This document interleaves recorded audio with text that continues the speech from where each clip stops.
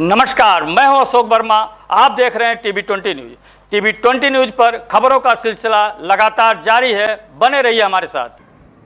Police sub inspector परीक्षा परिणाम जारी होने के बाद प्रतिक्रियाओं का दौर जारी है। क्षेत्र के पूर्व प्रधान हरिराम यादव, प्रधान बागी ने परीक्षा परिणाम और भर्ती प्रक्रिया में हुए बदलाव को लेकर अपनी राय रखी। उन्होंने साक्षात्कार इंटरव्यू प्रक्रिया समाप्त किए जाने के फैसले का स्वागत करते हुए उसे पारदर्शी भर्ती की दिशा में सकारात्मक कदम बताया। पूर्व प्रधान बागी ने कहा कि एसआई और टीजीटी जैसी परीक्षाओं में इंटरव्यू खत्म होने से पक्षपात और धांधली की शिकायतों पर रोक लगी है। अब ग्रामीण और कमजोर पृष्ठभूमि के प्रतिभाशाली अभ्यर्थियों को अपनी योग्यता के आधार पर चयन का बेहतर अवसर मिल रहा है। उन्होंने ईडब्ल्यूएस आरक्षण को लेकर चिंता जताते हुए कहा कि इससे ओबीसी और अत्यंत पिछड़े वर्गों के अभ्यर्थियों की मेरिट प्रभावित होगी। उन्होंने दावा किया कि ईडब्ल्यूएस व्यवस्था के कारण मेरिट सूची के संतुलन पर असर पड़ रहा है। इससे कुछ पिछड़े वर्गों को नुकसान उठाना पड़ रहा है। उन्होंने निषाद और राजभर जैसे वर्गों के कम प्रतिनिधि पर भी चिंता व्यक्त की।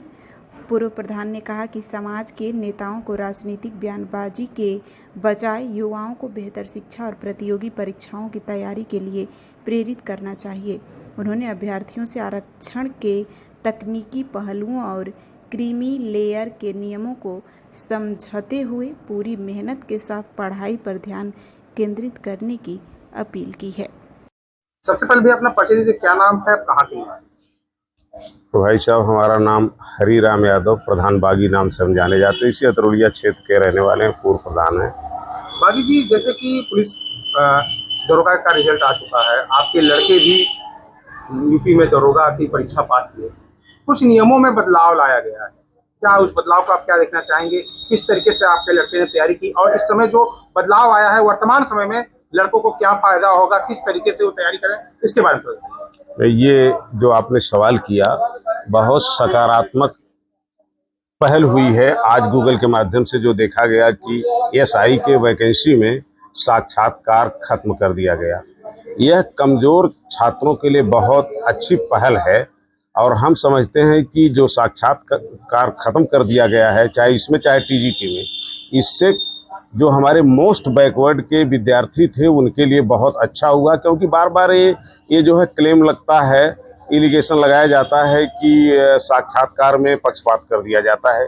यही बात सपा सरकार के विरुद्ध लगाई जाती थी। आज भी ऐसा होता है, ये भी सच ऐसा होता है। तो ये अच्छी पहल है कि साक्षात्कार खत्म कर दिया गया। अब एसआई की जो वैकेंसी है, हम जो रिजल्ट देख रहे हैं कि इसमें बड़ी मात्रा में, या पहली बात तो इसमें आरक्षण का पूर्णतया पालन हुआ है, इसमें कहीं से कोई धांधली नहीं हुई, हम मानते हैं। लेकिन मैं समाज को बहुत करीब से देखा हूं, अब तक मेरी इतनी 65 साल एज हो गई है और शिक्षा जगत से भी जुड़ा हूं, राजनीति से तो बहुत अच्छी तरह से जुड़ा हूं। तमाम रिजल्टों का मेरे पास रिकॉर्ड है। हम ये मानते हैं कि अब पढ़ने का जो क्रेज हुआ है वो मोस्ट बैकवर्ड में भी बहुत तेजी से बढ़ा है। उसमें माना जाता है कि यादव पढ़ने में आगे हो गया है और रिजल्ट भी बता रहा आपका। लेकिन ये दो बिरादरी हमारे करीबी, हम इनके बहुत करीब रहते हैं। हम ग्राम सभा के 20 साल प्रधान रहे। हमारे ग्राम सभा में भारी मात्रा में राजभर भी हैं, पड़ोस में निषाद भी हैं। ये दो जो संवर्ग है, इनकी संख्या भी बहुत बड़ी है। लेकिन अफसोस हमें है कि एक निषाद और एक राजभर, इतने बड़े प्रदेश में, हमारा प्रदेश बहुत बड़ा है, एक निषाद और एक राजभर केवल इस एसआई के वैकेंसी में चयनित हो पाया है। ये बहुत दुखद बात है। और अब इसके कारणों पे हम जाते हैं तो हम मानते हैं कि यह संवर्ग जो है शिक्षा में पीछे रह गया और इनके नेता जो हैं वो इनको पढ़ने के लिए प्रेरित नहीं करके सिर्फ ये यादव जाति के विरुद्ध यह कह करके अपने साथ मोटिवेट करते हैं कि यादव ही सारी नौकरी ले रहा है। अब इस बीजेपी सरकार में और यही कह करके ये लोग अपने बिरादरी के वोट को लेकर के बीजेपी के समर्थन में बहुत मजबूती से जुटे और स्वयं मंत्री बन करके घूम रहे हैं। हमारा ये मानना है कि 10 वर्ष में ये लोग जो डिमांड कर रहे थे अपने बिरादरी के लिए कि हमको अनुसूचित जात में डाल दिया जाए, हमारा बहुत बढ़िया अनुमान था कि बीजेपी सरकार ऐसा कर देगी, इन्हें अनुसूचित जात में डाल देगी, क्योंकि बीजेपी को अनुसूचित जात का वोट मिलना नहीं है। अभी ये बात करना चाहेंगे, अभी निषाद पार्टी के सारे कार्यकर्ताओं सभी मतलब उत्तर प्रदेश में सभी क्षेत्रीय विधायकों को ज्ञापन दे रहे हैं अनुसूचित जाति, इस पे क्या कहेंगे? जी, वो ज्ञापन दे के क्या करेंगे? वो तो 10 साल से ज्ञापन दे रहे हैं।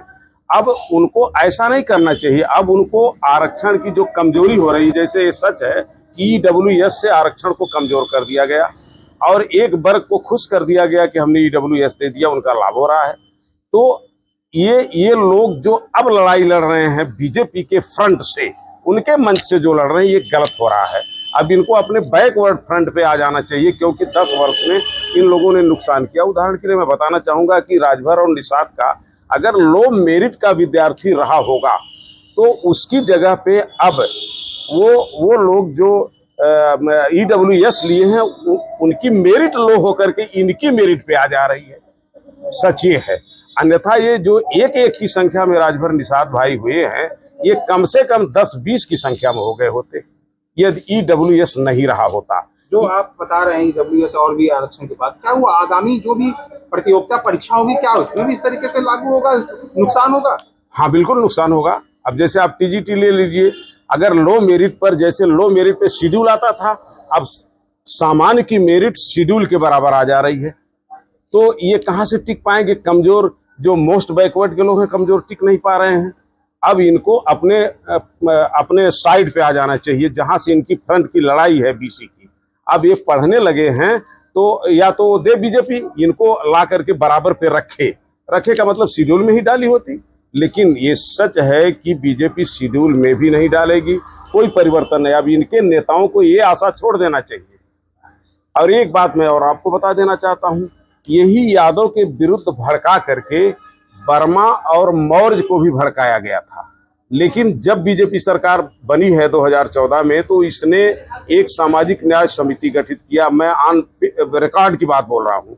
सामाजिक न्याय समिति गठन कर दिया कि बैकवर्ड में कौन जात कितना प्रतिशत सरकारी नौकरियों में आ गई है। तो पाया कि अनुपात में, रेशियो में, यादवों के रेशियो में वर्मा और मौर्य ज्यादा नौकरी हासिल कर लिए हैं।